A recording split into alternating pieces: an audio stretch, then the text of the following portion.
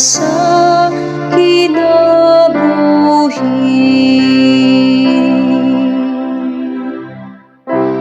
O Ginoo, ang imong kaluoy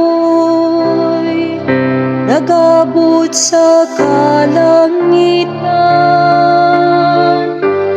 ang imong kamatinud-anon ngadto sa kapanganuran, ang imong katarong sama sa kabukiran sa Dios, ang imong mga hukom ingon sa gamhanang kahiladman.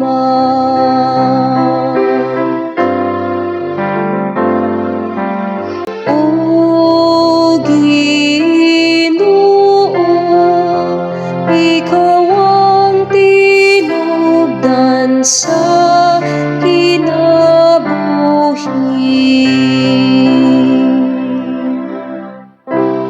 Pagkabililhon sa imong kaluoy, O Dios, ang mga anak sa mga tawo nagadangog sa landong sa imong mga pako. Napuno sila sa unang mga gasa sa imong balay, gikan sa imong makalipay nga mga sapa. Imo silang gitagaan og tubig aron imnon.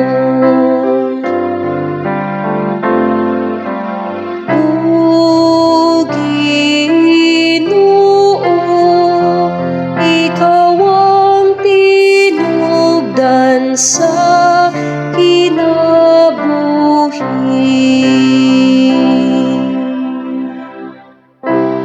Kay diha kanimo ana ang tinubdan sa kinabuhi, ug diha sa imong kahayag nakakita kami kahayag.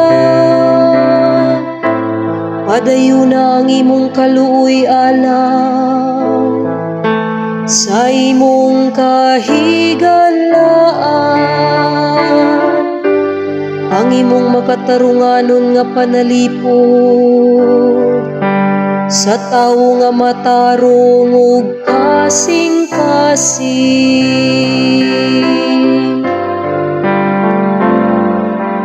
O Ginoo, ikaw ang tinubdan sa kinabuhi.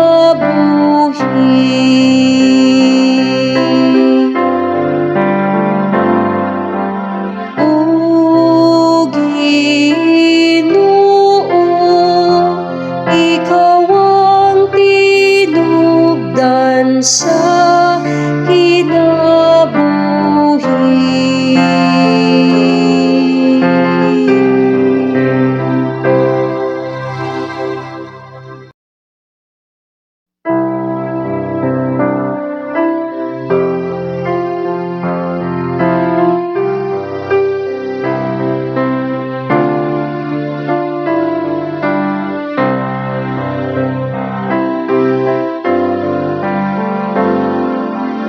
O Ginoo,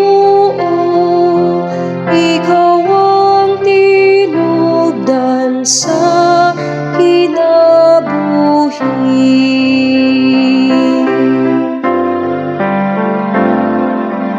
O Ginoo, ikaw ang tinubdan sa kinabuhi.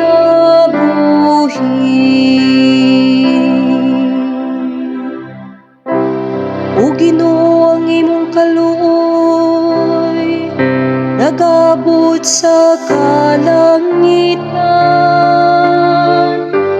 ang imong kamatinud-anon ngadto sa kapanganuran, ang imong katarong sama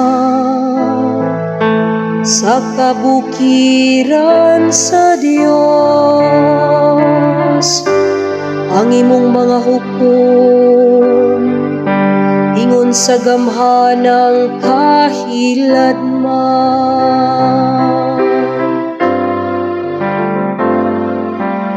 O Ginoo, ikaw ang tinubdan sa kinabuhi.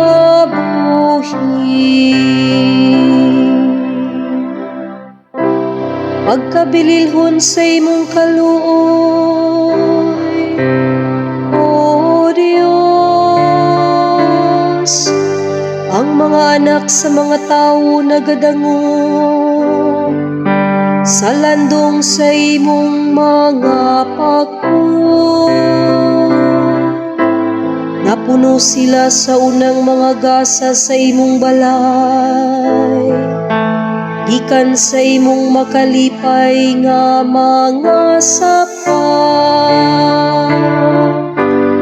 Imo silang gitagaan og tubig aron imnon.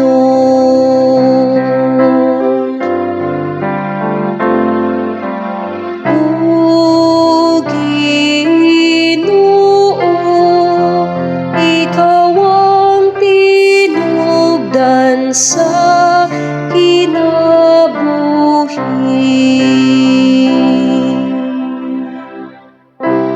Kay diha kanimo ana ang tinubdan sa kinabuhi, ug diha sa imong kahayag nakakita kami kahayag. Padayon ang imong kaluoy alam sa imong kahigalaan, ang imong makatarunganon nga panalipod sa tawo nga matarong ug kasing-kasing.